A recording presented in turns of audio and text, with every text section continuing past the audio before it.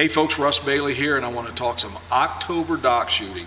You know, fall dock shooting can be spectacular. Those fish will start to move up in the shallows in September, but by October, with the cooling water temperatures, those fish are really stacked under the docks. One of the things that I like to do is look for super shallow water, and I'm talking 1 to 3 foot.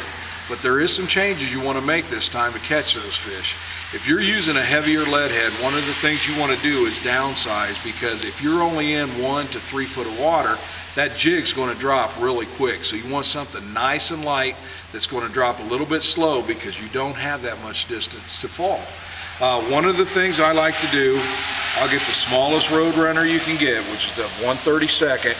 And if you look at the blade on this one, folks, I've got the small blade too. I do like that flash under the docks, but I want something real subtle.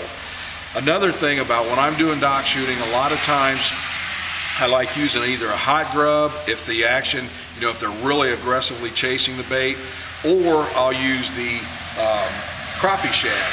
And this time of year, I do prefer the crappie shad over the other, and I'll show you why. Put this on here. And this is a dynamite combination this time of year. What I'll do is put the Roadrunner head with the Southern Pro crappie shad, and if you look, that tail's kind of a paddle, but it's real flimsy, so it'll go back and forth. If you're fishing shallower water, what I'm going to do is drop that down. And I know you hear a lot that crappies will not feed or go down to get food, but let me tell you, I'm popping this off the bottom. It's a technique I learned from my good pal Daryl Baker.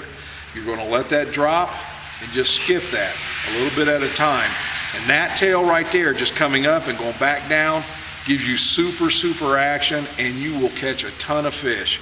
So October, concentrate on the shallow docks and get more fish in your boat.